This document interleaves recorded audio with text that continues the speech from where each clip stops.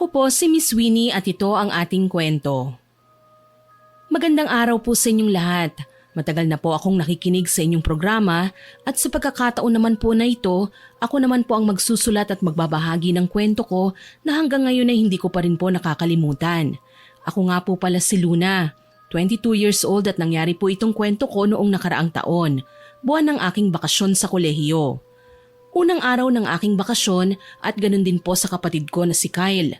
Wala naman kaming kahit anong plano at gusto lang naming manatili sa bahay. Nagising naman po ako nang makarinig ako ng malalakas na katok mula sa pinto ng kwarto ko. Luna! Gising na! Aba tanghali na! Hindi pa kayo bumabangon dyan! Opo ma, babangon na po. Bilisan mo at kakain na. Hindi pwedeng pinaghihintay ang pagkain. Eto na po. Si Kyle ba? Tulog pa rin ba?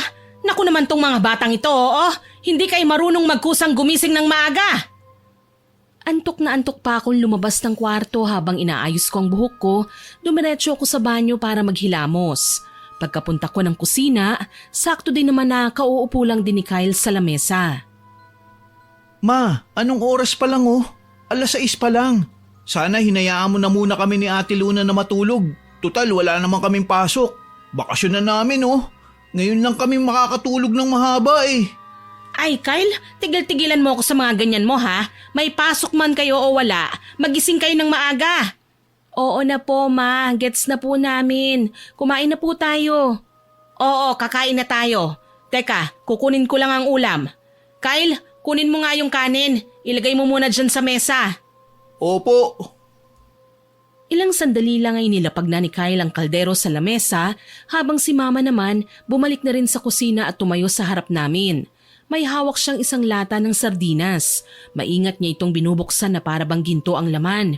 Kumuha siya ng mangkok at ibinuhos niya yun kagad na sinisiguro niyang walang matatapon at pagkatapos nun kumuha siya ng pitsyel ng tubig at dahan-dahang dinagdagan ng tubig ang sardinas na ikinagulat namin. Ma, bakit ang dami naman pong sabaw? Halos hindi na makita yung sardinas oh. Para umabot hanggang tanghalian. Isang lata lang yan eh. Hindi tumatain ng perang nanay nyo. Pero ma, 3 lang naman tayo. Wala naman si Papa. 3 nga lang tayo kaya 3 kutsara lang bawat isa. Kumuha siya ng isa pang kutsara para pang sandok imbis na sandok ang ilagay ni Mama. Sinukat niya pa ang tigi-1 kutsara ng sardinas sa bawat plato namin. Mas marami pang sabaw kaysa sa isda eh. Parang wala naman na pong lasa yan, Ma. Luna, 2 beses na kayong nakakakain ng ganito. Tapos hanggang ngayon ba naman magrereklamo pa rin kayo? Eh kung ayaw mo, edi wag mong kainin. Mas makakatipid pa. Ma, okay lang naman po kung ulam natin sardinas. Pero bakit kailangan nyo pang tipirin para maulam pa mamayang tanghalian? Nilagyan nyo pa na napakaraming tubig. Ang aarte nyo? Bakit kasi hindi na lang kayo kumain ah? Ang dami nyong reklamo? Eh nagtitipid nga tayo eh. Natigilan naman si Mama sa pagsasalita nang may kumatok sa pinto kaya lahat ng atensyon namin ay napunta roon. Isabel, baka gusto nyo ng pandesal. Dinamihan ko na ang binili ko para may dagdag kayo sa almusal ninyo. Bigla namang nagbago ang itsura ni Mama na tila ba'y tuwang-tuwa siya. Ngumiti siya ng ubod ng tamis at mabilis na binuksan ang pinto. Ay naku naman, nag-abala pa po kayo. Nakakahiya naman. Wala yun. Tayo-tayo rin namang magkakapamilya ang magtutulungan. Salamat po ha. Walang anuman. Mainit-init pa yan. Sakto pa yatang kakain na kayo ng almusal. Ay sige na, mauna na ako at baka hinahanap na rin ako ni Lola ninyo. Salamat po ulit. Salamat po, Lo. Ngumiti naman si Lolo Amando bago siya tuluyang umalis. Sinara na rin ni Mama ang pinto habang daladala niya ang isang plastic bag na may nilalaman na pandesal. Akala namin ni Kyle makakakain na kami ng pandesal para kahit sana isawsaw na lang namin sa kape pero hindi yun nangyari. Ang bait talaga ni Lolo Amando. Tamang-tama, may almusal na tayo. May pangdagdag na. Ha? Anong almusal? Hindi natin ito kakainin ngayon. Ano pong ibig niyong sabihin, Ma? Panghapunan na ito. Po, kahit tig-isa lang po sana tayo ngayon. Naku, wag na. Kailangan magtipid. Dumiretso si Mama sa aparador malapit sa kusina kung saan nakalagay ang ibang mga delata at pagkain doon. Sinara niya yun at nilagyan pa ng maliit na kandado. Nakatingin naman kami ni Kyle. Ma, hindi ba binigay ni Lolo Amando yun para pandagdag sa almusal? Bakit tinatago nyo? Panggabi nga yun. Kung may matira mamayang gabi, di pang almusal para bukas. Tipid-tipid, hindi uso ang extra sa bahay na ito. Huminga na lang kami ng malalim dahil alam ko naman na kahit ano pang sabihin namin kay Mama, hindi naman magbabago ang isip niya. Kinain na lang namin ang hinain niyang sardinas at pilit pa talaga kaming nagtira dahil alam namin na magagalit siya kapag naubos yun. Minsan nakakasakal na rin ng ganong sitwasyon pero hinahayaan na lang din namin dahil hindi magpapatalo si Mama. Matapos kaming kumain, namalengke na si Mama at naiwan na lang kami ulit ni Kyle. Kyle, nakakain ka naman ng maayos? Nabusog naman kaya okay na rin. Pero kasi kapag naiisip ko na masyado tayong tinitipid ni Mama, parang hindi ako mapakali. Oo nga sobrang pagtitipid naman ang ginagawa niya sa atin. Kahit may stocks naman pero ayaw niyang ipagalaw. Alam kaya ni Papa to? Malamang hindi. Sa tingin mo ba ipapaalam ni Mama kay Papa yon? Dinalagot siya. Bakit kasi hindi na lang tayo magsumbong kay Papa? Kyle, kung magsusumbong tayo rin ang malalagot kay Mama. Mas lalo niya tayong titipirin kaya mas lalo tayong mahihirapan. Huwag na rin natin bigyan ng problema si Papa. Kahit malayo siya sa atin, dapat iparamdam pa rin natin sa kanya na maayos tayo rito. Sa bagay, kawawa rin si Papa dahil nasa malayo siya at nagtatrabaho para sa atin. Pero ate, hindi na kasi natin nakukuha si Mama sa pakiusap lang. Basta ang gusto lang niya magtipid. Kaya nga siya kilala sa lugar natin na kuripot Wala naman tayong magagawa dahil siya mismo ang nagdedesisyon sa lahat Kapag kinontra naman, nagagalit kaya wala talaga tayong choice. Ay, hanggang kailan pa ba tayo magiging ganito? May pag-asa pa bang magbago si Mama? Sana umaasa ako Yung tipong paggising niya, mapagtatanto niyang mali pala yung ugali niyang pagiging kuripot. Sana kung darating ang araw na yun, sana bukas na. Napangiti na lamang ako sabay kibit balikat. Alam naming walang kasiguraduhan kung kailan mangyayari yon o mangyayari pa ba. Sa pinapakita sa amin ni Mama, parang ang lala na Kung dati okay pa pero habang tumatagal mas lalong lumalala na para bang ang hirap ng kontrolin kaya kahit kami ni Kyle nahihirapan na kasi parang lahat ay may limitasyon sa bahay. Makalipas ang 1 oras na pamamalengke ni Mama, nakabalik na rin siya sa bahay. Lalabas na sana ako pero nakita ko siyang maingat na nilalapag sa lamesa ang maliit na eco bag na dala niya para bang may ginto sa loob. Hindi siya nagsalita kagad pero tumingin muna siya sa paligid na para bang may nagmamasid bago niya nilabas ang isang pitaka niya. Isa-isa niyang nilabas sa mga barya at nakatiklop na papel na pera. 100, 200, 250, 255. Natigilan siya at inulit niyang magbilang hanggang sa mapakunot ang noo niya. Naku teka, bakit parang kulang ng 500? Mabilis niyang kinalkal ang bag niya. Inilabas ang resibo at tinignan ito ng matagal at saka muling binilang ang pera. Bigla namang pumasok si Kyle sa kwarto ko. Anong ginagawa mo dyan, ate? Shh! Pinapanood ko si Mama.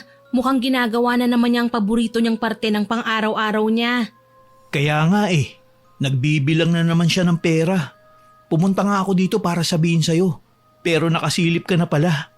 Ayoko kasing lumabas ng kwarto o lumapit sa kanya kapag nagbibilang siya ng pera. Alam mo naman yan si Mama, mabilis yan. Kapag alam niyang malalaman mong may binibilang siyang pera, itatago niya kagad. Tignan mo inuulit na naman ni Mama. Ay naku. Okay, check. Kamatis, 30 pesos. Check. Sakto lang. Akala ko kulang na Akala namin tapos na pero hindi pa nakontento si Mama. Pinaghiwa-hiwalay niya ang mga barya ayon sa halaga ng mga ito. Pinagpatong-patong ang mga papel na pera at itinapat sa gilid ng lamesa para pantay. Bibilangin ulit? Ate, mukhang pang-4 na beses niya nang binilang yan Parang hindi mo naman kilala si Mama at saka huwag kang maingay. Huwag mo masyadong lakasan ang boses mo at baka marinig tayo. Muli naming itinuon ang atensyon kay Mama at sakto namang kinuha nito ang pera at dahan-dahang itinago ulit sa pitaka. Naku talaga, hindi pwedeng may nasasayang. Mahirap ang buhay, kailangan sakto lang. Nang may mahulog na piso sa sahig, mabilis na pinulot yon ni Mama at hinipan pa niya bago isinama ulit sa grupo ng barya. Napailing naman si Kyle. Pati talaga piso? Shh! Ang ingay mo! Walang dapat mawala kahit piso pa yan. Matapos lang din ng ilang sandali, tumayo na siya at naglakad papunta sa aparador malapit sa kwarto niya. Binuksan niya yon gamit ang susi na lagi niyang nasa bulsa. Kinuha niya ang isang kahon sa ilalim ng mga damit niya. Doon niya pinasok ang pitakan niyang may laman na pera. Sinara niya yun ng mahigpit at sinigurado niya pang nakalak na. Lumabas naman kagad si Kyle, pipigilan ko pa sana siya pero hindi na umabot kaya napalabas na rin ako. Ma, ano yung tinago mo sa aparador? Bakit? Nakita mo ba? Opo. Masama po ba kung makita namin? Hindi naman, bakit ba? May nakatago ka naman palang pera, ma. Pero parang ayaw na ayaw mong maglabas ng pera kahit kailangan na. Kyle, hindi naman kasi porket may tinatagong pera, pwede nang ilabas kahit kailan mo gusto. At saka bakit ka ba nangingialam sa ginagawa ko? Sinasabi ko lang naman, ma. Hayaan mo na siya, Kyle. Baka kasi kapag talagang kailangan na yung pera, tsaka lang ilalabas yan ni Mama. Hayaan mo na, parang ipon din yan. Tignan natin. Nga pala, yung natirang sardinas kanina ipainit nyo na lang tapos kapag magsasaing kayo ng kanin, wag masyadong marami ha. Isakto na kasya lang sa ating 3. Opo, Ma. Hindi ko lang talaga lubos maisip kung bakit mas pinipili ni Mama na gano'n ang kainin namin kahit may mga pagkain naman na pwedeng ulamin pa. Kahit gusto namang magdagdag pa ng ulam at kumuha pa ng mauulam, hindi namin magawa dahil natatakot kaming mapagalitan dahil sa pagiging kuripot niya. Ilang sandali lang, may kumatok sa pinto kaya kaagad kong tinanong kung sino yon. Sino po sila? Ako to, si Lolo Amando ninyo. Ay Lolo, wait lang po. Mabilis ko siyang pinagbuksan ng pinto. Sinalubong niya ako ng matamis na ngiti. May hawak siyang banana Q. Pasok po kayo, Lo. Ay, salamat diha. Ay, ito para sa inyo ito. Si Lolo naman nag-abala pa ulit. Binigyan niyo na nga po kami ng pandesal kanina May pa-banana Q naman ngayon. Aba, oo naman. Ay, sige na kunin mo na. Bigyan mo si Kyle at si Mama mo. Salamat po. Masigla pero nahihiya akong kinuha ang isang plastic na may 3 banana Q at binigay ko rin kagad kay Mama at Kyle habang umuupo si Lolo Amando sa sofa namin. Lumapit naman si Mama na may ngiti sa mga mata, gayon din si Kyle. Lolo, salamat po ha. Sakto, gutom na gutom pa naman po ako. Ha? Gutom ka pa? Ang dami mo na yatang kinain kaninang almusal May pandesal pa akong ibinigay. Panghapunan daw po namin yun Panghapunan? Sino nagsabi? Ang mama niyo ba? Bigla namang sumingit si Mama ng tawa. Naku, may almusal na kasi kami kanina naisip kong kainin yun sa gabi para naman po may makain pa kami. Bakit naman? Mukhang madami pa naman kayong nakaimbak na mga pagkain dyan baka naman tinitipid mo ang mga anak mo, Sabel. Hindi naman po. Binibigay ko naman po yung sapat na pagkain na kailangan nila. Pero minsan tinuturuan ko rin silang magtipid. Minsan po kasi nasasayang yung pagkain. Mahirap na po. Pero wag namang sobra. Kaya ka nagiging kilala sa lugar natin dahil sinasabi nilang kuripot ka. Pakita mo naman hindi yun totoo. Hindi ko na po iniisip ang sasabihin ng iba. Basta po masaya ako sa ginagawa ko. Ay, tandaan mo, Iha. Nakakasama ang sobra. Opo, alam ko naman po yun. Mabuti naman kung ganun. Huwag po kayong mag-alala pa. Alam ko po ang ginagawa ko. Ngumiti naman si Mama kaya ganun din ang ginawa ni Lolo. Si Lolo Amando ang siyang kakampi namin sa lahat. Kilala niya si Mama hindi lang dahil sa mga sabi-sabi, dahil kahit siya'y naranasan na ang ugali nito. Lagi namang tumatanggi si Mama kapag pinagsasabihan siya, pero alam ni Lolo ang totoo. Alam din namin na hindi siya nagsusumbong kay Papa dahil ayaw niyang mag-isip ang anak niya ng problema rito sa Pilipinas. Ay, nga pala. Baka nakakalimutan nyo na, ha? Magkakaroon tayo ng family gathering sa Lunes, sa susunod na araw na yon. Opo Lolo, hindi naman po namin nakakalimutan yon. Ay mabuti naman. Pinapaalala ko lang, lahat ng pamilya pupunta, puwera lang ang mga nasa abroad. Exciting na naman po yun. Kahit isang araw sa isang buwan na magkakasama po tayo magkakapamilya, talagang masarap sa pakiramdam. Aba, oo naman, excited na rin ako. Pas po muna ako sa ambagan ha. Wala po kaming pang-share ng mga bata. Ha? Hindi ba napag-usapan na yan nung nakaraan na linggo? Pumayag ka pa nga eh. Pasensya na po kayo pa.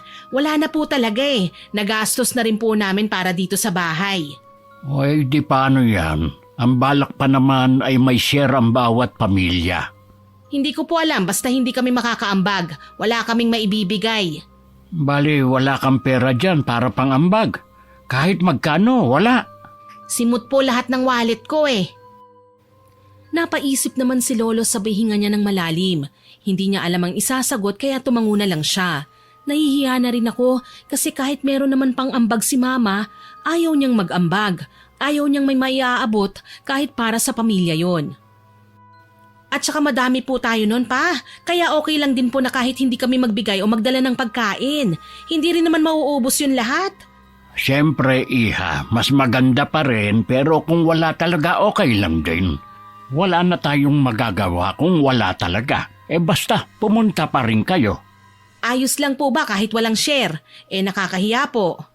Ayos lang yun. Maiintindihan naman nila. At saka ang mahalaga naman doon ay yung sama-sama tayo. Oo, pupunta po kami ng mga bata. Sige po pa, aayusin ko lang po yung mga pinamili ko. Hoy, sige lang. Tumayo na si Mama at dumiretso na sa kusina. Tumingin naman sa amin si Lolo kaya ngumiti na lang kami.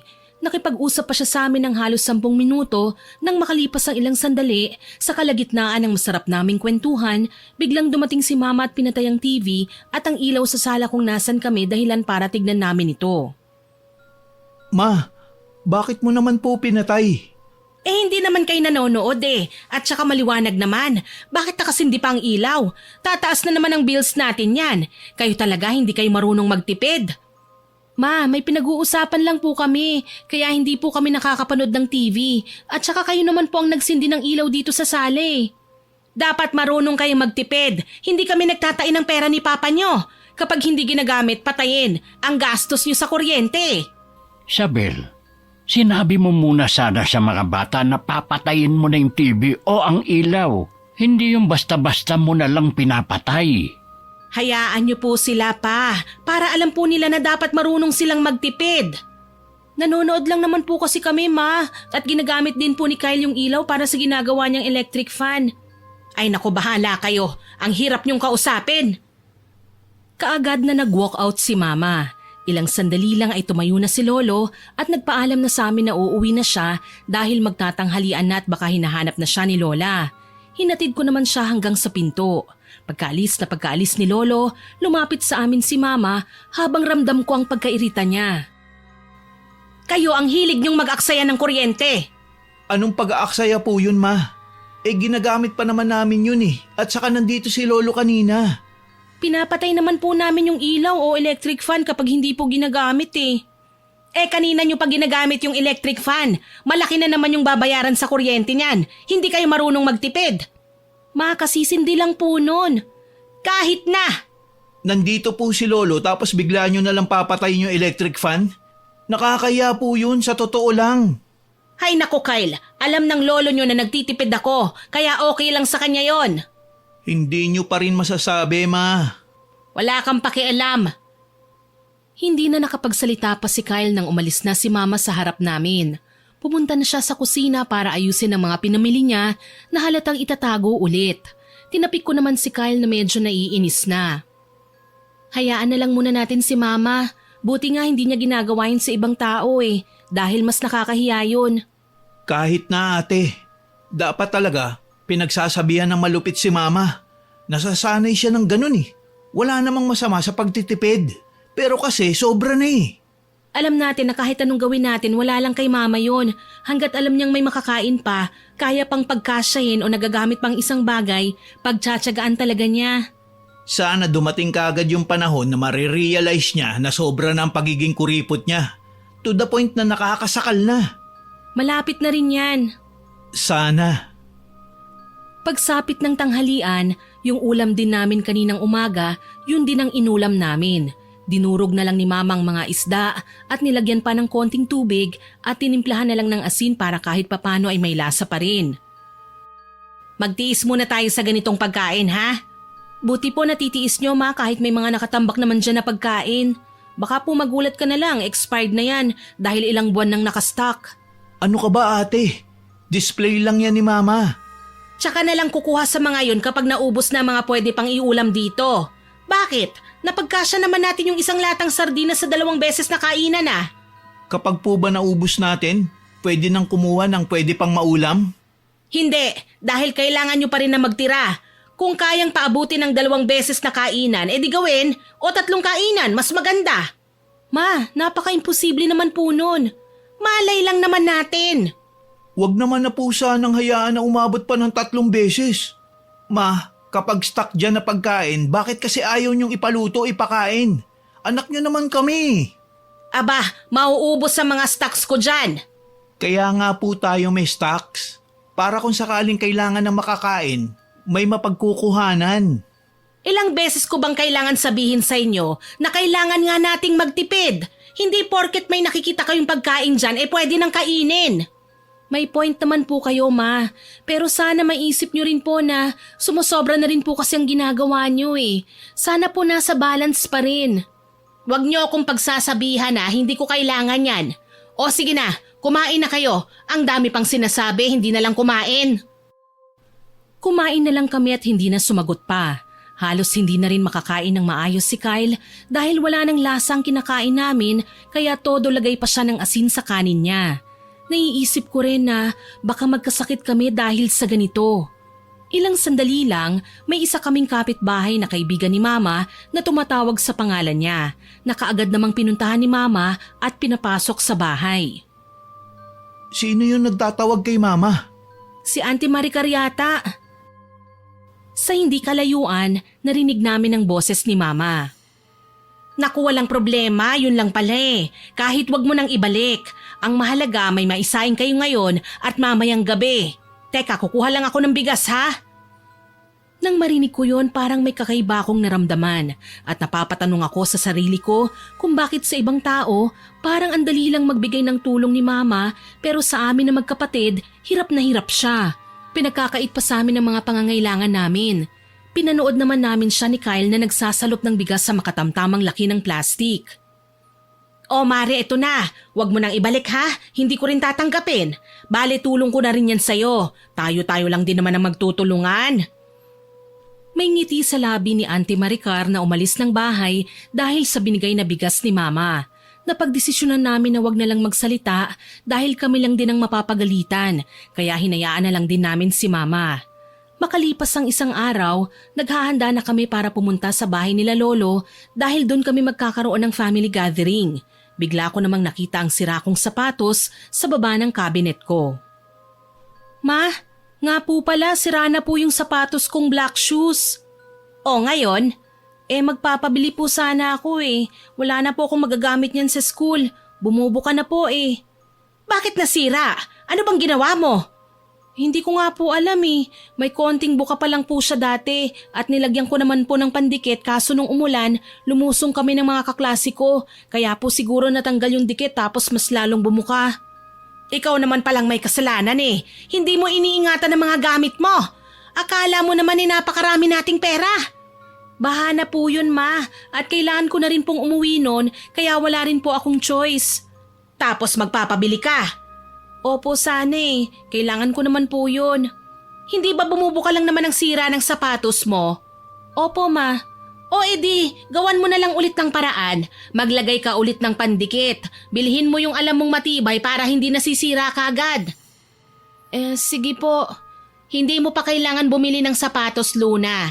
Tumigil ka na muna dyan, ha? Kaya namang gawan ng paraan yan. Ang daming pandikit ng sapatos na pwede mong gamitin. Opo, Ma. Bilisan nyo ng kumilos para makapunta na tayo sa bahay ng lolo nyo. Ayokong tayo pang hintayin ang lapit-lapit lang ng bahay nila sa atin. Inaamin ko na nalungkot ako nang tanggihan ako ng nanay ko, nabilhan ako ng sapatos kahit kumakalahati na ang buka ng sapatos ko na anytime rin ay masisira na ulit. Pagtiisan na lang daw ulit. Pagdating namin sa bahay nila lolo, bigla akong tinapik ni Kyle. Ate, halika. May sasabihin ako sa'yo. Ano yun? Basta. Pumunta kami sa maliit na hardin ni Lolo na hindi naman sobrang layo kila Mama na nakikipag-usap sa ibang kapatid ni Papa. O ano yung sasabihin mo? Hindi ba nagpapabili ka ng black shoes kay Mama pero ayaw kang bilhan? Oo, bakit? Narinig mo pala? Oo naman. Kinausap ko si Papa kanina bago tayo umalis ng bahay. Sinabi ko na kailangan mo ng sapatos kaya ang sabi niya, magbibigay daw siya ng pera pambili mo ng sapatos. Ha? Bakit mo naman sinabi kay Papa? Siya pang iisipin nun eh. Ate, kesa wala ka naman magamit. Hahayaan mo na lang ba na pagtitiisan ng sira mong sapatos? Kahit ilang dikit mo pa dyan, masisira at masisira pa rin yan kasi hindi na matibay. Alam ba ni Mama? Hindi, pero hindi ko alam kung sasabihin ni Papa kay Mama. Naku, mapapagalitan na naman tayo kapag nalaman ni Mama yan eh. Alam mo naman yan si Mama ayaw gumagastos. Eh bakit? Kailangan mo naman yun eh. Ay, oo na. Bahala na. Pero salamat Kyle ha. Wala yun ate. Basta nandito lang ako. Sagot kita. Napangiti ako ng matamis sabay gulo ko ng buhok niya. Natutuwa rin ako kay Kyle dahil malakas talaga ang loob niya na kahit maipapahamak na niya ang kanyang sarili, ayos lang sa kanya basta alam niyang nasa tama siya. Kaya nga rin niya pinagsasabihan si Mama para hindi na rin siya makarinig ng salita sa ibang tao dahil sa pagiging kuripot niya. At syempre ayaw din niya itong mapahamak. Ganun din naman ako kay Mama eh. Kaya sa mga oras na yon, umaasa kami ng todo ni Kyle na mababago niyang ugali niyang yun. Sa kalagitnaan ng family gathering, pinuntahan kami ni Lolo habang si Mama ay nakabantay sa gitna ng lamesa. Mga apo, minsan pagsabihan ninyo ang mama nyo, nabawasan ang pagiging kuripot niya. Ay tignan mo siya, masyadong tinitipid ang pamilya natin. Gusto niya konting handa lang ang kunin at tag-iisang manok, sanghay o anuman. Oo nga po eh, pinuntahan na po siya ni Kyle kanina. Pinapaupo na nga po para makakain na rin. Pero mas gusto pa rin po niyang nagbabantay ng pagkain. Kaya nga nakakarinig na rin ako ng mga salita sa mga tita nyo dahil sa inaasta ni Isabel. Dapat hindi siya ganyan. At saka para rin sa atin lahat yan. Kumuha ka man ng madami, okay lang. Ilang beses na po namin pinagsasabihan si Mama, pero baliwala lang naman po sa kanya.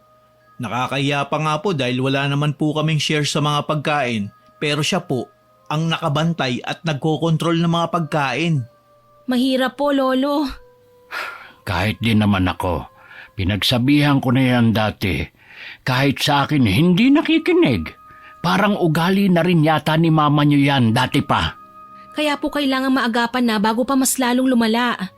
Sabihin niyo na lang sa kanya mamaya yung pinagagagawa niya ngayon. Para kahit papano maisip niyang mali. Sana nga po ganun lang kadali kay Mama na maisip niya po yun. Kaya niyo yan. Mababago niyo rin yan kay mama niyo. Hindi kasi maganda yung pagiging kuripot. Kahit sabihin na natin na nagtitipid dahil sobra na yun sa pagtitipid. Opo, Lo. Makakaasa po kayo na sasabihin po namin sa kanya mamaya sa bahay. Mabuti naman kung ganun. Wag nyo na lang din muna sabihin sa papa ninyo. Wag na natin siyang bigyan ng iisipin. Opo, yun din po ang iniisip namin ni Kyle. Ngumiti ng konti si Lolo Amado sabay hawak niya sa balikat namin ni Kyle ng sabay. Hoy siya, sige na. Kumain na lang kayo dyan. Kumuha pa kayo doon kung gusto ninyo. Walang limitasyon yan, ha? Opo, salamat po Lolo. Walang anuman, mga apo. Isa sa kinatatakot kong mangyari ang sinabi sa amin ni Lolo. Ayoko talagang nagiging laman ng usapan si Mama ng ibang tao o kahit pa kapamilya namin, pero si Mama naman mismo ang nagbibigay ng dahilan para pag-usapan siya. Pagka-uwi namin sa bahay, hindi na ako nagdalawang isip para mas makausap ng maayos si Mama. Umaasa rin ako sa mga oras na yon na makikinig siya sa amin ni Kyle. Ma, pwede po ba tayong mag-usap? Tungkol saan? Sa nangyari po kanina sa bahay ni Lolo. Oh, ano yon? Ano bang nangyari kanina? Wala naman akong alam. Yung ginawa niyo po kanina na nagbabantay po kayo ng mga pagkain sa lamesa. Tapos sinasabihan niyo po sina tita na tig-iisa lang ang kunin o konti lang po muna ang kunin. Napansin po yun ni Lolo. Kaya sinabihan din niya po kami na sabihin sa inyo. Ano bang mali sa ginawa ko? Ma, kung para po sa inyo, walang mali sa ginawa nyo pero sa mga nakapaligid po sa inyo meron, dapat hinayaan nyo na lang po silang kumuha ng madami. Sa kanila rin po galing ang pagkain at hindi po sa atin. Sana naman po ma, mabawasan niyo na po ang ganong pag-uugali. Baka magalit pa po sa inyo si Papa kapag nalaman niya yan eh. Tama po si ate. At saka po ma, madami na rin pong nasasabi sila tita. Naririnig po ni Lolo. Siyempre ayaw naman po namin na pag-usapan kanila sa mga maling ginagawa nyo. Ang dami namang napapansin. Mamaya kasi kumuha sila ng marami, tapos hindi naman mauubos. Dapat kumuha sila ng kaya lang nilang kainin. Dapat ganun na lang po ang sinabi nyo at hindi na po sana kayo nanatili sa gitna ng mesa para magbantay. Matatanda na po sila, kaya alam na rin po nilang ginagawa nila. Kung hindi po nila mauubos, hindi na po natin problema yun. Pwede rin naman po nilang iuwi na lang yun eh. Oo na, sige na. Naiintindihan ko na. Mali na yung ginawa ko. Sincere po ba yan, ma? Oo naman, Kyle. Hindi rin naman ako bata para pagsabihan nyo ng ganyan. Iniisip lang din po namin ang imahe nyo, ma. Kaya sana po, huwag niyong masamain kung napagsasabihan po namin kayo. Para rin po sa inyo yung sinasabi namin. Oo na, ayos na. Mabuti naman po ma kung ganun. O sige na, matulog na kayo at gabi na. Alam kong pagod din kayo. Sa gabing yun, talagang umasa kami ng kapatid ko na okay na at babawasan na ni Mama ang pagiging kuripot niya. At mas magagawa niya yun kung siya mismo ang babago nun. Niyakap namin siya ng gabing yun bago kami pumasok sa kanya-kanya naming kwarto. Nakangiti akong natulog dahil pakiramdam ko ayos na ang lahat. Kinaumagahan nakaramdam ako ng pagkahilo at tila ba wala akong ganang bumangon. Kumatok si Kyle sa pinto ko at nang magsalita ako pumasok na rin siya. Ate, anong oras na hindi ka pa rin bumabangon?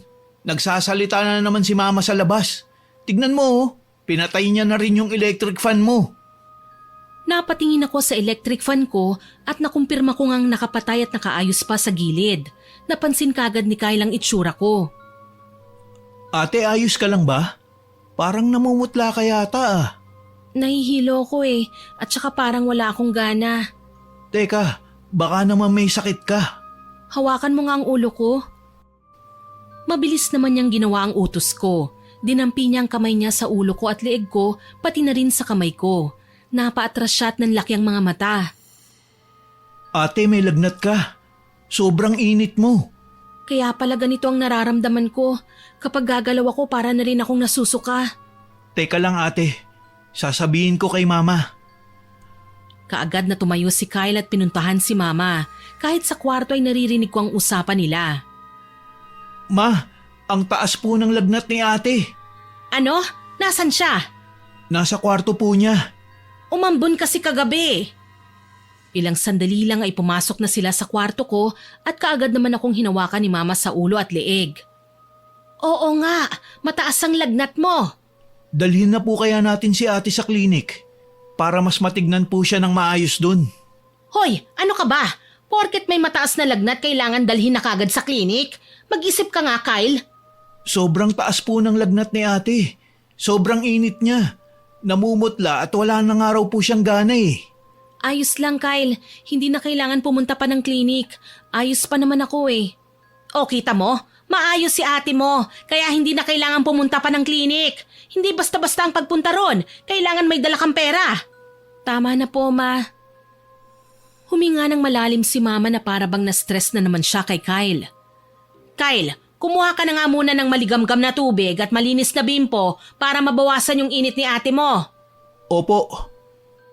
Halos tumakbo na si Kyle na kumukuha ng pinapakuha ni Mama sa kanya. Habang ako naman, halos hindi ko na alam kung saan ko ibabaling ang ulo ko sa sobrang pagkahilo na para bang nagdidilim na ang paningin ko. Pinunasan ako ni Mama ng basang bimpo sa buong katawan ko at nilagyan din niya ako ng tuyong bimpo sa likod ko. Sa buong araw na yon inalagaan ako ni Mama at Kyle, walang oras na hindi nila ako kinakamusta.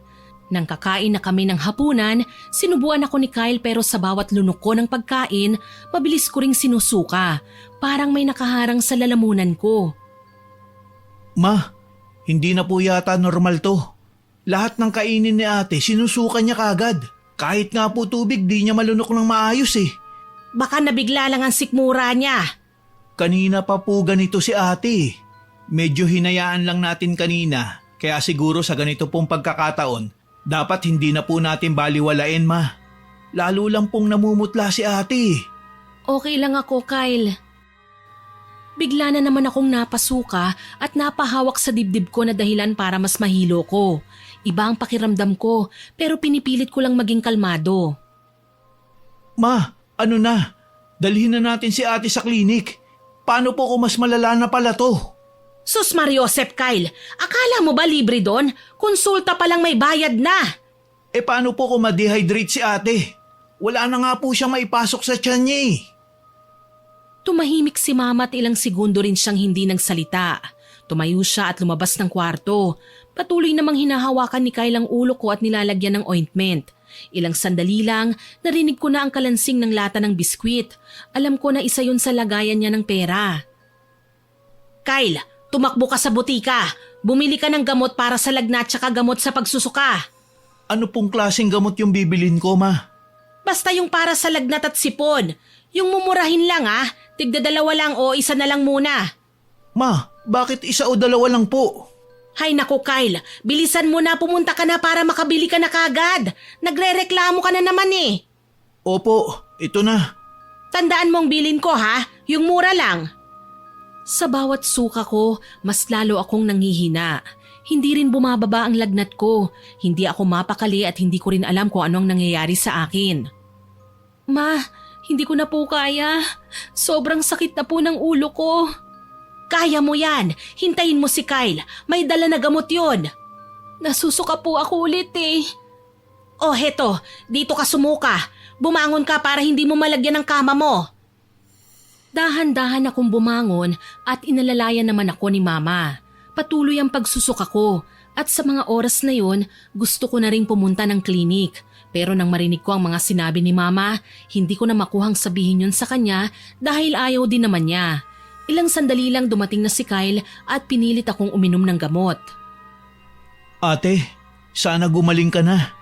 Mamaya magiging okay na rin ako. Sana nga, dahil mahal ang magkasakit ngayon. Ang daming kailangang bilhin. Eh bakit kasi nagpaambon ka pa kagabi? Alam mo namang mahina ang resistensya mo. Eh hindi po ba inutusan niyo akong kunin yung isang bilao ng palabok? Sinabi ko po sa inyo na umaambon pero pinilit niyo pa rin po ako. O ngayon naman ako ang sinisisi mo. Hindi naman po ma, sinasabi ko lang po kung bakit ako naambunan kagabi. Sige na, magpahinga ka na. Ikaw rin Kyle, hayaan mo na muna ang ate mo dyan. Opo. Ate, magpagaling ka ha. Sana paggising ko bukas, okay ka na. Oo naman, salamat. Umalis na sila sa kwarto ko kaya naman nagpahinga na rin ako kahit hindi pa oras ng tulog ko. Masama talaga ang pakiramdam ko pero pinipilit kong maging okay. Sa sobrang init ko, parang ayoko nang hawakan ng sarili ko dahil para akong mapapaso eh. Kinaumagahan, narinig kong sumisigaw si Kyle kaya minulat ko ng dahan-dahan ang mga mata ko. Ma, hindi pa rin po gumagaling si ate. Ganun na ganun pa rin po siya. Mainit pa rin. Teka, sandali! Kyle, Akala ko ba magiging okay ka na paggising ko? Bakit ganun pa rin? Wala akong nakikitang pagbabago. ilang segundo lang pumasok na rin si Mama sa kwarto ko. Oo nga, mainit ka rin Luna. Paano kaya ito? Teka, tatanungin ko si lolo nyo. Baka may alam siyang halamang gamot na pwedeng gawing gamot sa nararamdaman mo. Ma, bakit kasi hindi na lang natin dalhin si ate sa klinik? Mas magiging maayos siya dun dahil maoobserbahan siya na mabuti at alam din nila kung anong gamot ang ibibigay para sa kanya.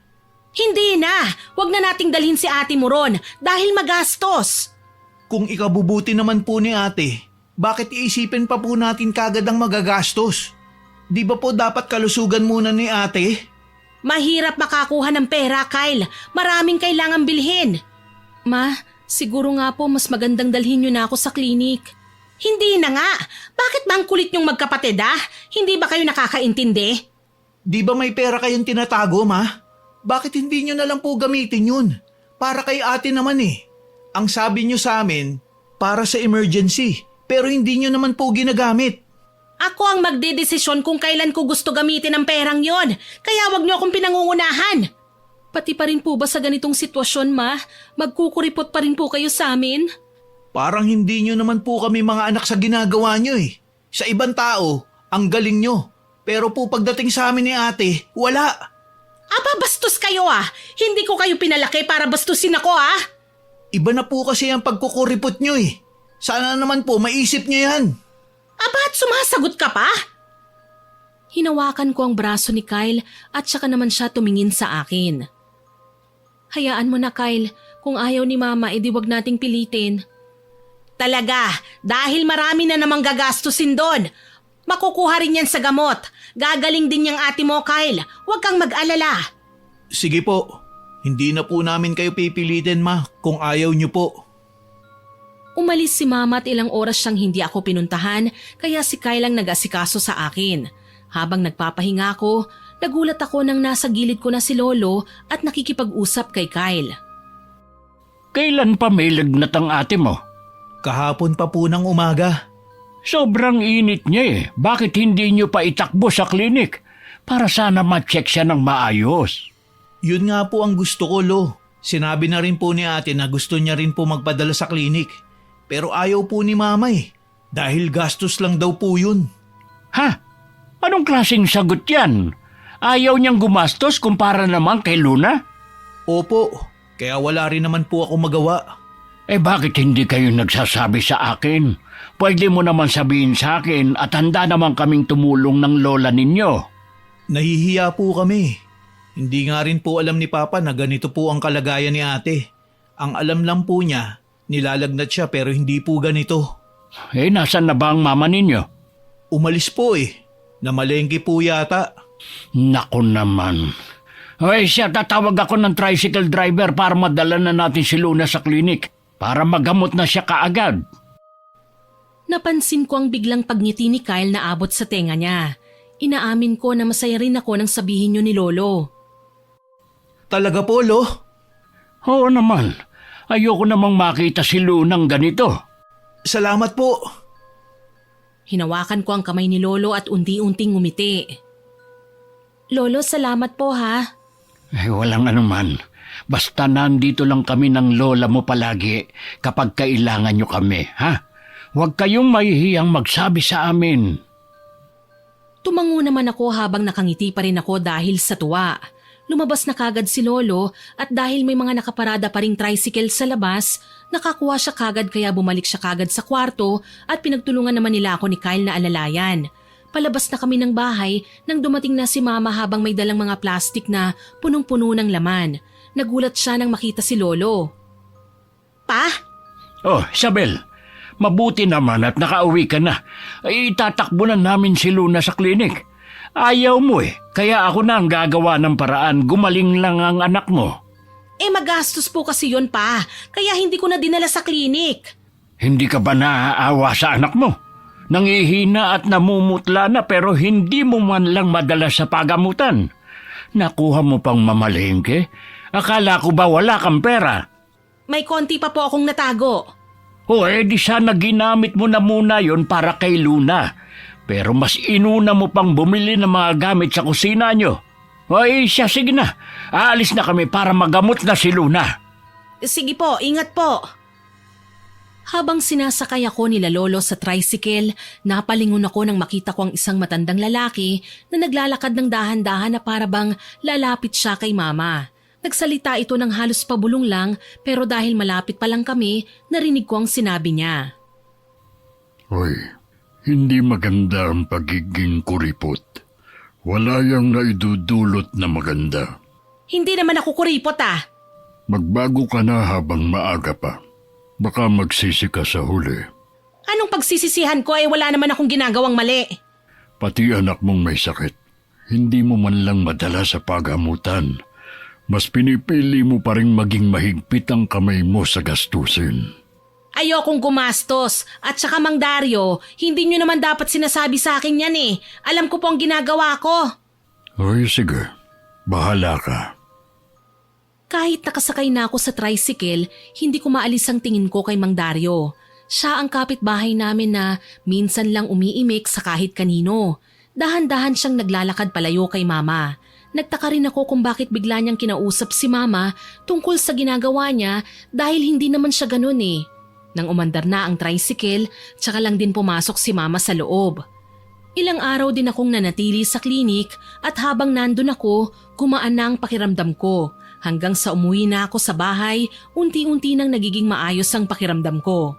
Si Lolo Amado lahat ang nagbayad sa klinik kaya sobra akong nagpapasalamat sa kanya. Hoy, kumusta, Iha? Okay ka na ba? Opo Lolo, maraming salamat po ulit ha. Wala yun. Maayos naman ang tulog mo kagabi. Opo, kaya maayos na po talaga ako. Hindi po tulad ng mga nakaraang araw na talagang bagsak na bagsak po ang katawan ko. Masaya ako't magaling ka na. Ay, ano naman sabi ni mama niyo? Wala naman po, masaya rin naman daw po siya. Kung dinala ka niya kagad sa klinik, di sana hindi ka masyadong nahirapan. Ayos lang po yun, Lo. Kilala naman po natin si Mama eh.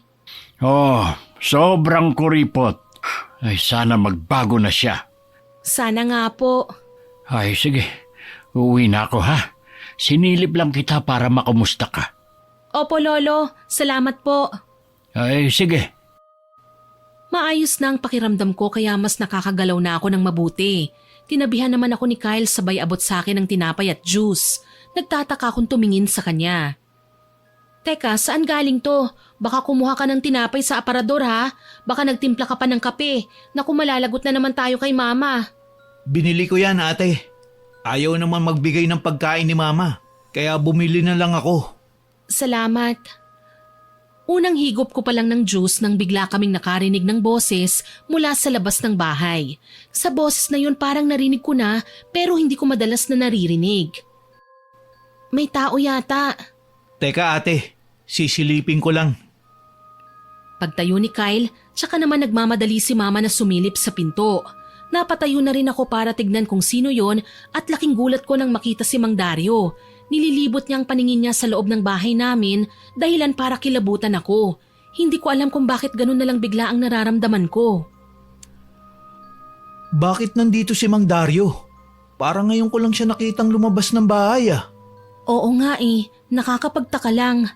Nung dadalhin ka namin ni Lolo sa klinik, napadaan siya dito sa bahay at kinausap si Mama. Nakita mo naman yun, di ba? Ano kayang kailangan niya? Natatakot ako. Ang creepy niyang tignan. Bakit parang sinisilip niya pa yung buong bahay? Tapos grabe rin ang titig niya kay Mama. Hindi ba may mga nagsasabi na mangkukulam daw siya? Mabilis kong tinakpan ang bibig ni Kyle kahit alam kong huli na. Huwag kang maingay, baka marinig ka niya. Sorry, yun kasi ang sabi-sabi. Oo nga, pero hindi pa yun nakukumpirma. Sana nga hindi. Kasi nakakatakot kapag may kapitbahay tayong mangkukulam. Huwag muna tayong mag-isip ng ganyan. Huwag tayong manghuhusga. Oo ate. Halos 1 minuto ring hindi umiimik si Mang Dario kaya tinanong siya ulit ni Mama. At sa pagkakataong yun, doon na siya nagsalita. Mang Dario, ano po bang kailangan nyo? Magandang gabi, Isabel. Magandang gabi rin ho. Pwede ba akong makahingi ng 1 takal na bigas? Wala kasi akong mabibilhan ngayon at saka kulang na ang pera ko. Napansin ko na otomatik na kumunot ang noo ni Mama habang nakatingin kay Mang Dario. Aba, hindi po ako hingian ng bigas ha. Binibili ko to. Umalis na lang kayo kung wala kayong magandang sasabihin. 1 takal na bigas lang naman ang hinihingi ko, Isabel. Ngayon lang ako humingi sa'yo. Naku, wala po. Hindi po ako namimigay ng bigas. Mahal po ang bigas. Ay, sige. Kahit pahiram na lang, ibabalik ko rin sa'yo kahit bukas kapag nakabili na ako. Mawalang galang na po ha.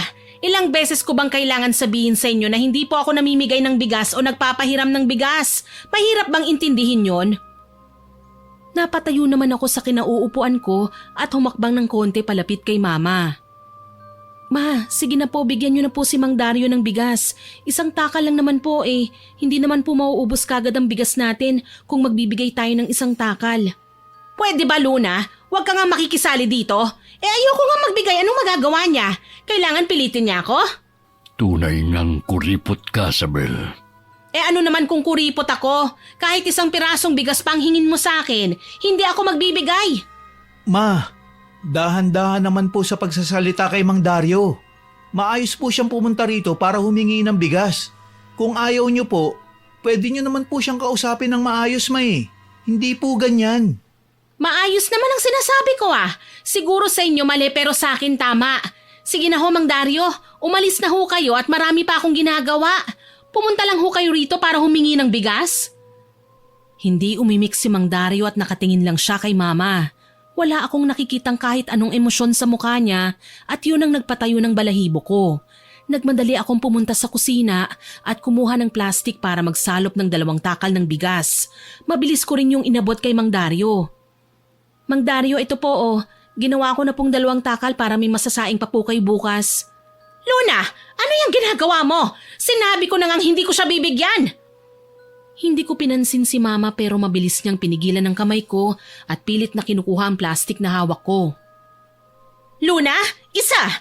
Ibigay mo yan sa akin. 2 takal pa talaga ang kinuha mo ah. Hindi tayo mayaman para mamigay ng mamigay. Bawat butil ay may presyo. May bigas pa naman po tayo doon, Ma. Huwag po kayong mag-alala. Magsasalita pa lang sana ako nang biglang tumawa ng mahina si Mang Dario kaya napatingin ako kagad sa kanya. Hayaan mo na, iha, kung ayaw ng nanay mo. May balik lahat sa iyo ang ginagawa mo, Sabel. Mabilis na inagaw sa akin ni Mama ang plastik na may lamang bigas. Anong pinagsasasabi mo? Umalis ka na nga rito? Nanggugulo ka lang eh. Bakit hindi ka humingi sa iba ng bigas at sa akin ka pa talaga nang hingi? Ni isang pirasong bigas wala kang matatanggap sa akin. Umalis ka na, Mang Dario! Hindi na ulit umimik si Mang Dario pero nag-iwan siya ng ngiti na unti-unting dumadaan sa labi niya pero hindi umaabot sa mata niya. Yung ngiti na parang may kahulugan. Umalis na siya kaya mabilis na ring sinara ni Mama ang pinto na may halong pagdabog. Ma, hindi po maganda yung sinabi niyo kay Mang Dario. Sus, tama lang yon para hindi niya maiisip na kaya niyang humingi ng kahit ano rito sa bahay at saka hindi ko naman siya bibigyan. Sa bagay nga po, dahil kung kami ni ate kinukuripot mo rin naman. Anong sinabi mo, Kyle? May sinasabi ka? Ay, wala po. Sa sobrang galit ni Mama, naisip namin na wag na muna siyang kausapin dahil mas lalo lang siyang magagalit. Hanggang kinabukasan habang nagwawalis ako ng bakuran namin, biglang nagsisisigaw si Mama sa loob ng bahay.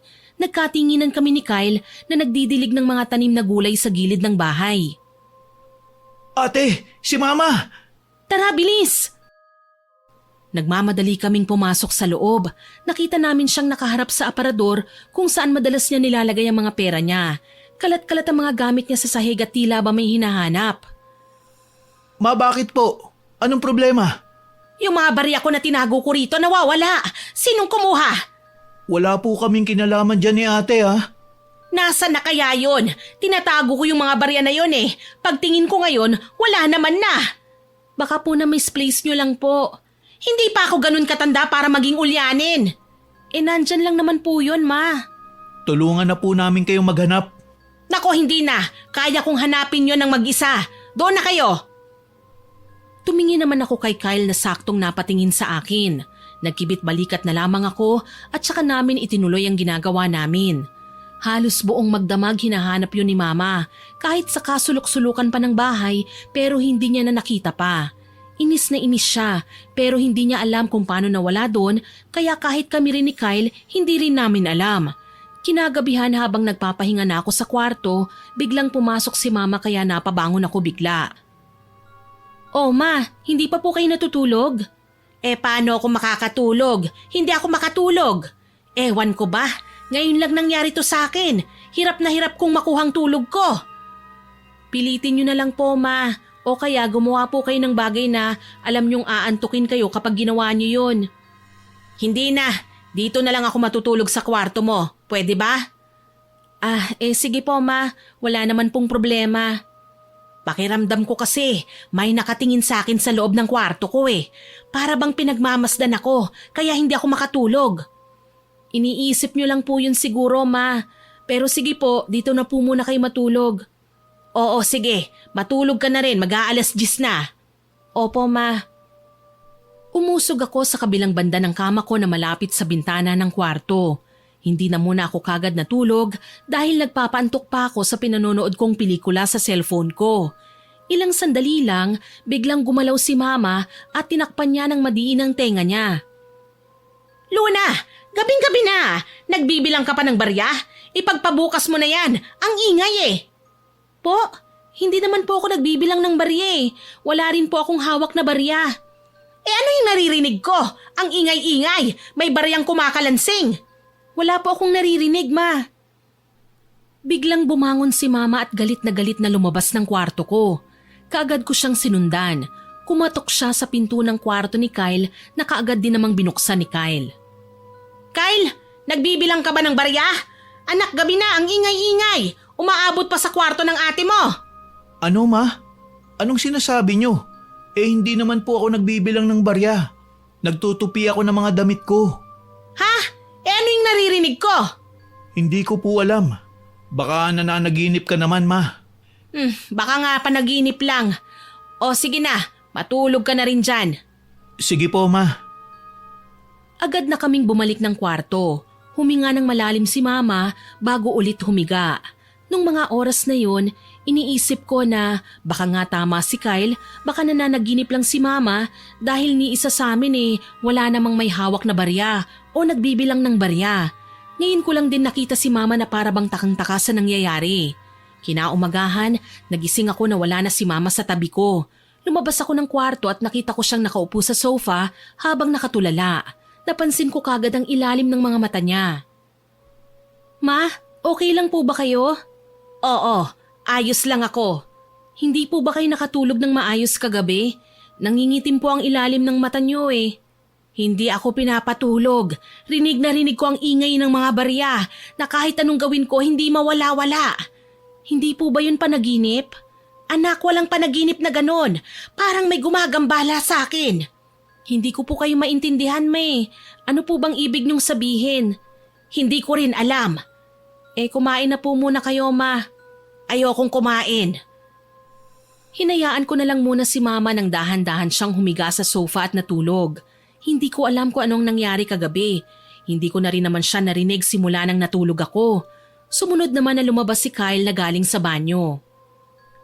Oh, bakit nandyan si Mama? Hindi raw siya nakatulog kagabi dahil daw sa naririnig niyang mga barya. Ha? Di ibig sabihin, hindi talaga panaginip yun? Hindi raw eh. Hayaan na muna natin si Mama matulog dyan para mabawi rin niya ang tulog niya. Makalipas ang ilang oras, nagising na rin si Mama. Mag-aalas 4 na rin ng hapon nang magising siya. Sobrang haba rin ang tulog niya. Dahan-dahan siyang bumangon at inalalayan siya ni Kyle habang ako naman ay may dalang tubig. Uminom po muna kayo ng tubig, Ma. Salamat. Pagkakuha ni Mama ng baso sa akin, naramdaman ko na malamig ang kamay niya. Pinagmasdan ko siya ng mabuti at doon ko nakitang namumutla siya at halos ibang kulay ng mukha at kamay niya.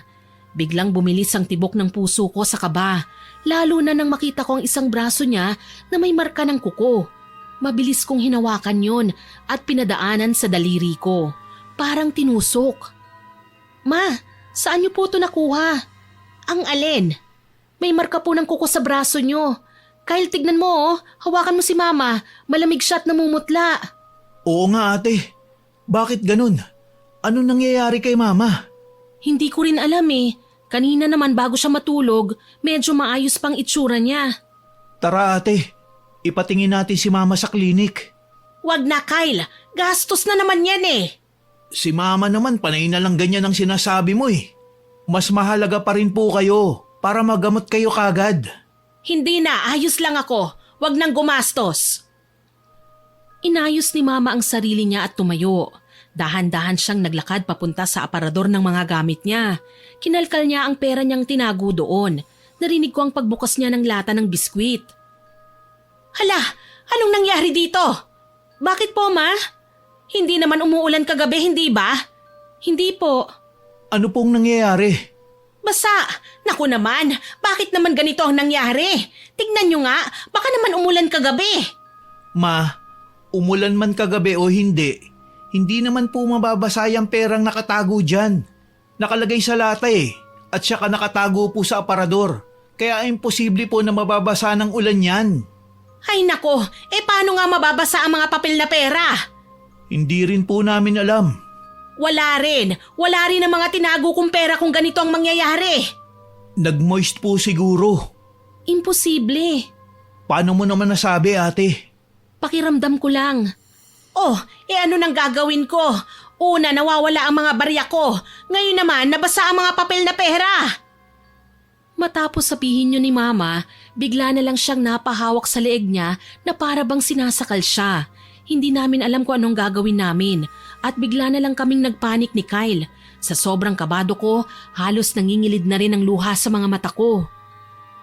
Ma, ano pong nangyayari sa inyo? Ate, itakbo na natin si Mama sa ospital.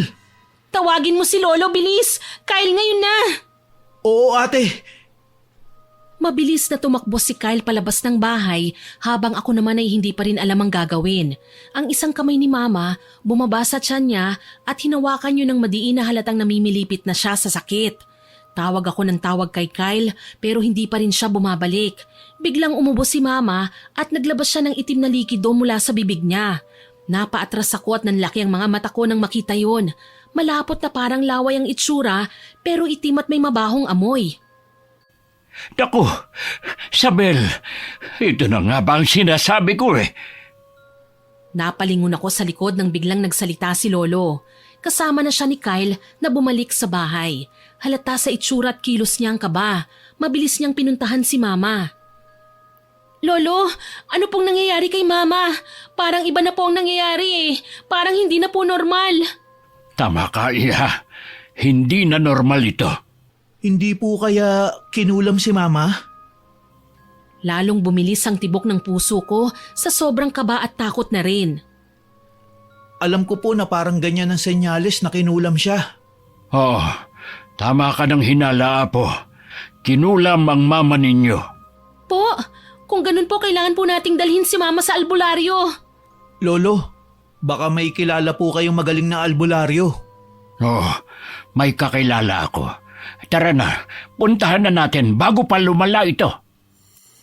Itatayo na sana nila si Mama nang bigla naman itong umubo at naglabas ulit ng itim na likido pero may kasama ng maliliit na bato. Umiiyak na rin si Mama habang kinakamot niya ang braso niya, kamay at paa niya na halatang iritang-irita na siya. Ang marka ng kuko sa braso ni Mama na dati ay simple lang, ngayon naman ay dahan-dahang kumikilos. Parang may itim na usok na umaangat mula doon. Kumpirmadong ang nakulam si Mama. Lo, malapit lang po ba ang bahay ng albularyo? Oo, Apo. Malapit lang din sa bahay, kaya kaya nating lakarin. Bilisan pa rin po natin. Nahihirapan na po si Mama. Bakit parang umuusok po yung mga sugat ni Mama sa braso? Parang buhay. Kasama yan sa kulam. Mamaya malalaman natin ang lahat. Bilisan nyo na. Alam kong nakatingin siya sa akin. Sino po? Hindi na siya sinagot ni Lolo dahil mas binigyan niya ng atensyon ng daan para makarating na kagad kami sa bahay ng albularyo. Noong napalingon ako sa gilid ko, nahagip ko kagad si Mang Dario na nakatayo sa labas ng bahay niya na halatang pinapanood kami. Sobrang linaw ng ngiti niya sa labi niya. Siya kagad ang pumasok sa isip ko nang sabihin ni Lolo na nakulam si Mama. Natatakot ako sa mga oras na yun. Pero ayokong magpadala sa takot dahil mas panghihinaan ako ng loob na lalo na ngayon kailangan kami ni Mama sa tabi niya. Nang makarating na kami sa bahay ng albularyo, pinahiga kagad si Mama sa papag. Nanginginig siya at kinakamot pa rin ang buong katawan niya na epekto rin ng kulam. May lumalabas pa rin na itim na likido sa bibig niya at ang mga marka ng kuko ay naglalabas pa rin ng itim na usok na unti-unting nagiging paso ng kandila. Kapit lang, Sabel. Saglit lang to. Magiging maayos ka rin. Mama, kakayanin po natin to. Huwag po kayong susuko. Magagamot rin po kayo, Ma. Habang pinagmamasdan ko si Mama, halatang hirap na siya. Nasa harap naman niya ang tahimik na albularyo. May binuhos siyang pinaghalong herbal sa mangkok at ang singaw nito ang bumabalot sa paligid ni Mama. Dahan-dahan niyang ikukuskus ang itlog at asin sa balat ni Mama at sa bawat haplos, ang itim na usok mula sa marka ng kuko ay unti-unting humihiwalay sa katawan niya. Ah! Masakit! Parang may humihila pa rin sa akin! Ma, kaya niyo yan. Tiisin niyo lang po. Saglit lang to, Sabel. Huwag kang sumuko. Naririnig ko pa rin yung mga tunog ng barya. Labanan mo. Kapag hindi mo yan nilabanan, maaari kang mabaliw. Kaya mo yan, Ma. Unti-unti namang humina ang daloy ng itim na likido sa bibig ni Mama nang mag-orasyon na ang albularyo. Ang pamumutla ni Mama ay unti-unti nang bumabalik sa dati niyang kulay, pero kahit ganun, ramdam pa rin ni Mama ang panghihina at pagod. Huminga siya ng malalim. Nanginginig pa rin ang katawan niya at halos hindi makabangon ng mag-isa, kaya inilalayan siya ni Kyle at ni Lolo na tumayo. Ma, ano pong nararamdaman niyo? Medyo gumaan na ang pakiramdam ko, pero nangihina pa rin ako at masakit pa rin ang buong katawan ko. Mawawala rin po yan, Ma. Sige, tayo na. Huwag na tayong magpagabi sa daan. Baka makasalubong natin si Dario. Tama pong hinala ko, Lolo, na si Mang Dario po talaga ang nangulam kay Mama. Oo, Luna. Yun din ang sinabi sa akin ng albularyo. Mamaya na natin pag-usapan yan. Umuwi na muna tayo. Umuwi kami na inaalalayan si Mama sa paglalakad. Hindi niya pa masyadong maitayo ang mga paa niya. Nang silipin ko ng bahagya ang paa niya, nakita ko na kumakalat pa rin pala doon ang peklat na parang paso ng kandila. Hindi pa rin natatanggal. Habang naglalakad kami, napalingon ako sa bahay ni Mang Dario. Walang ilaw at tahimik lang, pero tinamaan ako ng takot kaya iniwas ko na rin kagad ang tingin ko. Pag uwi namin sa bahay, kinausap kami kagad ni Lolo. Ganito ha, mag-iingat kayo kay Dario dahil siya ang may gawa ng kulam sa mama ninyo.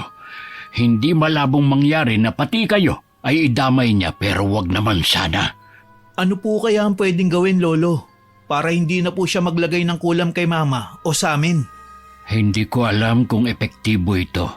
Pero mas maganda kung humingi ng kapatawaran ng mama mo sa kung ano man ang ginawa niya kay Dario. Sabel, may ginawa ka ba sa kanya na hindi niya nagustuhan? Sa pagkakaalala ko po pa, yung humihingi siya ng bigas pero hindi ko binigyan at saka pati po yung lagi siyang bumubulong pag nakakasalubong niya ako. Lagi po niyang sinasabi na kuripot daw ako at kailangan ko rin pong maturuan ng leksyon. Ayun, kaya pala kinulam ka niya. Siguro sinubukan ka niya nung humingi siya ng bigas. Inaamin ko naman po na nagkamali ako. Nagsisisi na rin ako sa lahat ng nagawa ko, lalo na sa mga kinikilos ko dati. Alam ko po sobra na akong naging kuripot at yun ang malaking pagkakamali po na nagawa ko. Hindi ko po alam na may kabayaran pala ang ugali kong ganon. Humingi ka ng tawad sa kanya, Sabel. Hindi ka pa ganun kagaling. At kung mapapansin mo, hindi mo pa mailakad na maayos ang paa mo. Na-epekto rin yan ng kulam niya sa iyo. At pati na rin ang mga peklat mo. Tama po si Lolo, Ma. Wala naman pong mawawala kung hihingi po kayo ng tawad sa mga nagawa nyo ng mali. Kung hindi man po nila kayo mapatawad, at least humingi pa rin po kayo ng tawad sa kanila. Siyempre po dapat sincere po kayo. Naisip ko na rin yan, anak. Habang nahihirapan ako, hindi ko alam bakit naisip ko bigla ang mga maling ginawa ko. Yung pagkukuripot ko sa inyong magkapatid at sa ibang tao. Siguro ito na rin yung pagkakataon para humingi na rin ng tawad sa inyo at magsisi. Inakbayan kami ni Mama dahil nasa tabi lang niya kami ni Kyle. Niyakap naman namin siya at saka ko naramdaman ang pagtulo ng luha niya sa balikat ko. Ramdam ko ang pagsisisi ni Mama kaya sobra akong natutuwa dahil nagiging malinaw na sa kanya ang mga pagkakamali niya. Mga anak ko, patawarin niyo ako sa lahat ng mga kasalanan ko sa inyo, ha? Alam ko kung gaano ako naging kuripot sa inyo, na inaalala ko okay lang ang ganong pag-uugali, pero nagkakamali ako. Sana mapatawad niyo ako dahil sa mga oras na kailangan niyo ng pagkain, gamit at mga gamot, hindi ko maibigay sa inyo. Ayos lang po yon, Ma. Huwag niyo pong intindihin yon. Ang mahalaga naman po ay naging okay na po talaga kayo at ramdam ko naman po na sincere kayo. Tama po si Ate, Ma. Masaya rin po kami dahil sa wakas, nagising na po kayo sa katotohanan. Huwag na po tayong masyadong kuripot. Tumawa naman si Mama sa biro ni Kyle. Mas hinigpitan niya ang yakap niya sa amin. Huwag kayong mag-alala, hindi ko na ibabalik ang ganong ugali. Mulat ng mga mata ko kaya makakaasa kayong mga anak na magbabago na ang nanay niyo. Salamat po, Ma.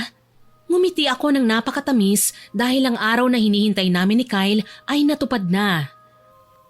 Masaya ako, Sabel, dahil natauhan ka na. Siguro panahon na rin para humingi ka ng tawad kay Dario.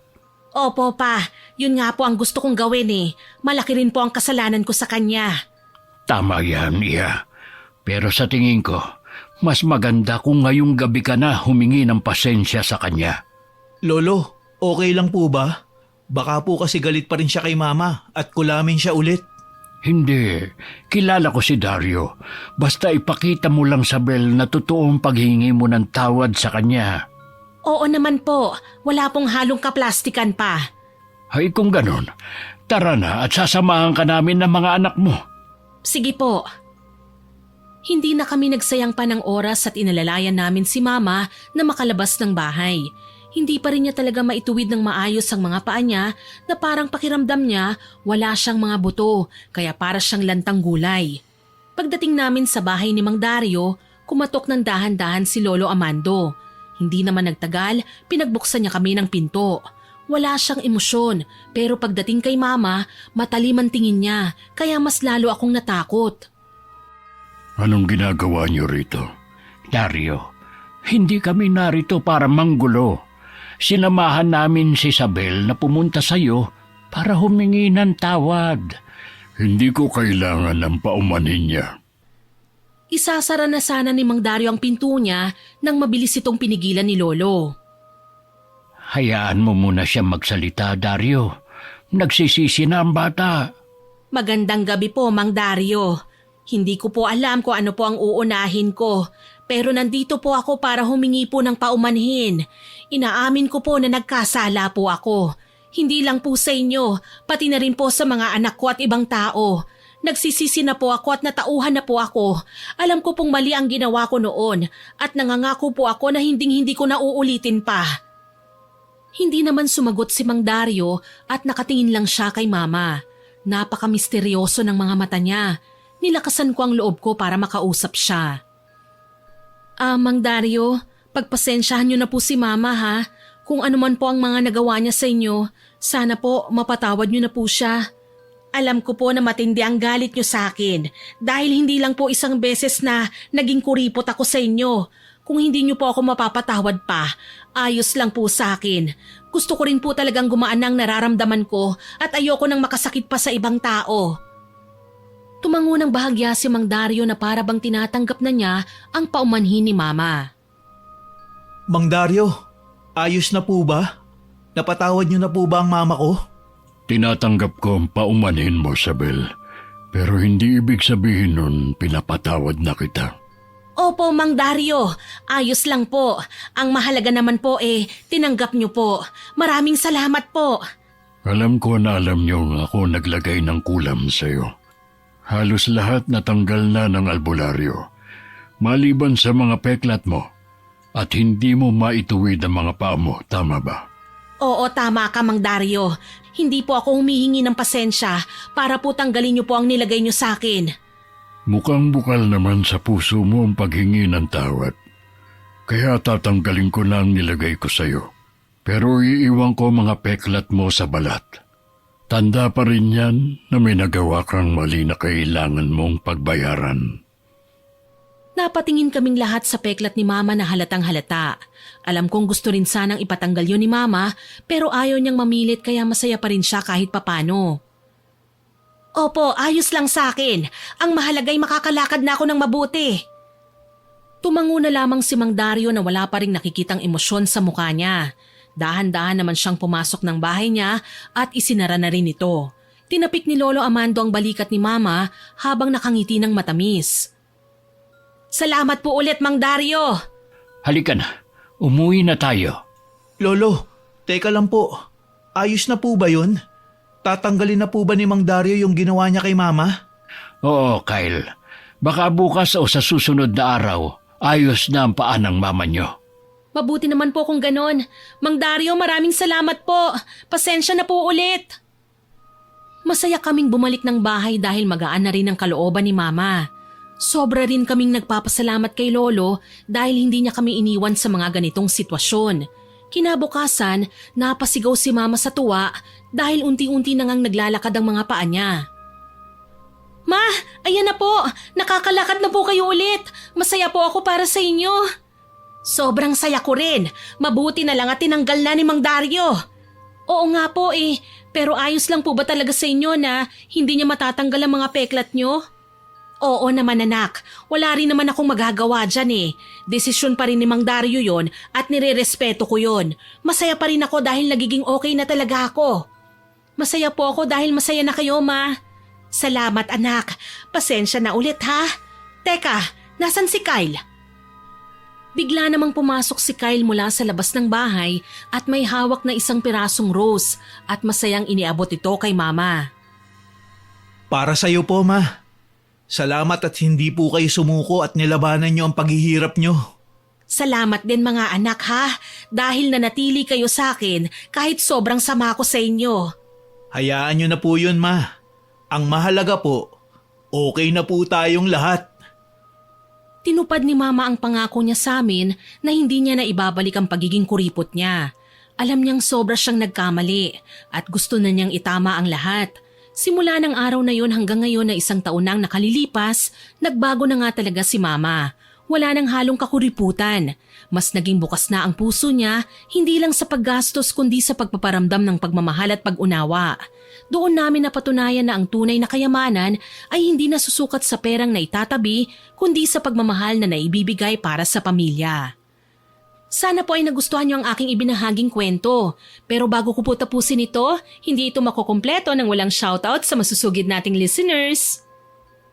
Shoutout po kay Ma'am Jennifer Lopez, kay Lira Luna, kay Maricel at JR Cipriano at sa mga anak niyang sina Jaisel, Bianca at RJ. Kay Dado Federico at sa Adolfo family, shoutout din po kay Nikki Yulin from Montalban Rizal, kay Vilma Tohong at sa Trapalgar family, kay Diagani Cañete, kay Rasheen Medrano, kay Gila Theris Nicole Santiago at sa mga mag-ama niyang sina John Lennon at Kiona Nicolette. Hello din po kay Belen Saraos from Hong Kong, kay Aduan Camino at kina Paula, Cindy, Mace, Carlos, Cecilio at Ati Dang, kay Anin from Tagbina, shoutout din po kay Chef M at sa boss niyang magbe-birthday na si Myrel Jam ngayong March 8, bukas po at sa mga staff ng Amira Handicrafts na sina Ate Auring, Maricar, Faye, Ruth, Catherine, Leslie at Kuya Dennis at Poging J. Salamat po sa pakikinig nyo. Hello din po kay Renely Mariano at Bagaporo family, kay Shine Min Lee from Hong Kong, kay Francisco Neng at kay Nanay Leticia Francisco na birthday po ngayong March 7. Happy birthday po! Shoutout din po kay Raven Tennyson at kay Lola Feli, kay Monique Armancion at kina Madam Ekang Tamundong, Madam Ira Janine Sandoval at kay Dante Caranto, kay Jun Soriano, kay Genevieve Bagyoro ng Chowking Buendia. Hello din po kay Zoro Trazona, kay Puto Art at kay Mama Beth ng Dagoho UP Diliman, kay Emily Tragua, kay Charlie Dolun, kay Arlene Castro Ramos from Malaysia at kay Rosemary Casonete. Maraming salamat po sa lahat ng nakinig at nagkomento. Abangan niyo pa po sana ang mga susunod nating upload ha. At huwag kalilimutang mag-subscribe, like, share and comment sa mga stories natin. Para po mabilis niyong makita kung may bago tayong upload, pindutin niyo lang po ang notification bell para lagi kayong updated. Aasahan ko pa rin po ang inyong suporta ha. Ang goal naman po natin ngayon ay maka 100k subscribers tayo. Sana ma-reach po natin yan. Siyempre sa tulong po ninyo. Muli, ako po si Miss Winnie na nagpapasalamat sa inyong walang sawang pakikinig.